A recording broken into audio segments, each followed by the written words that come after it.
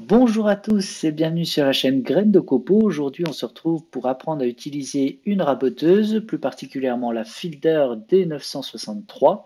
On se retrouve aujourd'hui dans l'atelier du Xylolab avec Martin, donc un atelier partagé à Épinal, donc dans les Vosges. Si vous êtes intéressé, je vous mets le lien juste en haut.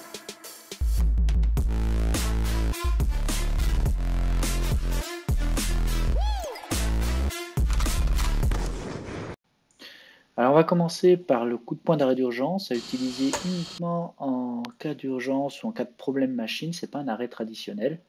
Et vous en avez également un derrière la machine. Donc toujours pareil, vous appuyez et une fois que le problème est enlevé, vous pouvez déverrouiller. Ensuite, on a le bouton qui sert à actionner ou à enlever l'entraîneur. Et juste au-dessus, vous avez un potentiomètre qui sert à jouer sur la vitesse d'avant, qui est en mètres minutes. Donc vous allez voir que plus on accélère, plus la vitesse va vite dans la raboteuse, et au contraire, plus on diminue, moins la vitesse ira vite. Elle aura des incidences sur la qualité. Enfin, faites attention, si votre pièce est très large, l'effort de coupe peut être très important, il faudra donc réduire cette vitesse d'avance. On va passer ensuite à la mise en route. Alors le bouton vert sert à allumer la machine. Alors assurez-vous qu'il n'y ait rien dans la machine quand vous lancez la machine. Et le bouton rouge va servir à éteindre la machine normalement.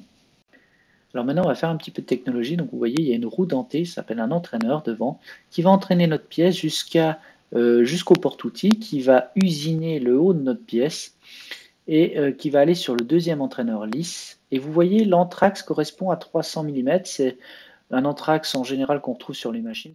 Cet anthrax va être le minimum de pièces que vous pouvez mettre dans la raboteuse, c'est-à-dire qu'on ne pourra pas mettre une pièce inférieure à 300 mm. Donc une fois que c'est fait, l'entraîneur lisse, lui, va entraîner, continuer d'entraîner, et ça va finir l'usinage, enfin le porte-outil va finir l'usinage. Vous allez pouvoir récupérer votre pièce qui a été usinée donc sur le haut. Alors si pour vous c'est la première fois que vous voyez la raboteuse et que vous ne savez pas vraiment comment faire, je vous mets un petit lien juste en haut qui va vous permettre d'avoir un cours théorique sur la raboteuse qui vous permettra d'approfondir les notions vues dans cette vidéo. Alors à droite, en poussant le bouton, vous allez monter la table rapidement et à gauche, vous allez la descendre rapidement.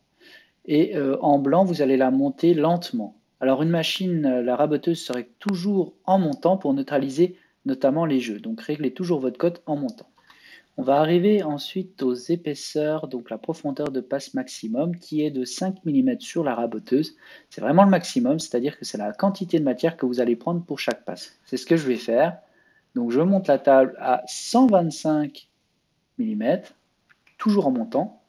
Là, vous voyez, j'ai dépassé, donc je vais redescendre la table plus bas pour pouvoir la remonter. On règle toujours en montant. Je lance la machine. Alors, pour cette opération, c'est intéressant d'être deux, un devant la machine, un derrière la machine. On commence avec la pratique. Alors, on met toujours SR2, donc la surface de référence 2, contre la table. C'est la surface qu'on a dégauchée qu'on met contre la table.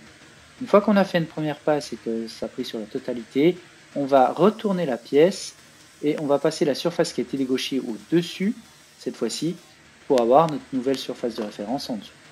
Maintenant qu'on a fait la largeur, on va définir l'épaisseur. Pour définir l'épaisseur, je vais passer toutes les SR1 contre la table. Formulé autrement, la surface que vous avez dégauchée doit être contre la table. Et la surface qui n'est pas encore dégauchée sur le dessus pour la raboter.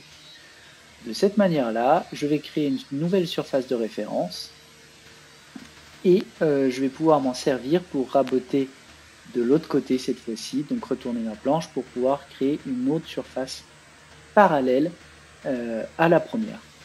Dernièrement, quand vous avez plusieurs pièces, vous les passez une à une sans les chevaucher et en les décalant pour pouvoir user les fers sur la totalité de la largeur de la table de la raboteuse. Merci d'avoir suivi ce tutoriel jusqu'au bout. Si vous ne l'êtes pas encore, n'oubliez pas de vous abonner, d'aimer la vidéo, de mettre vos commentaires sous la vidéo. Et on se retrouve très vite pour une nouvelle vidéo sur la chaîne Graines de Copeaux.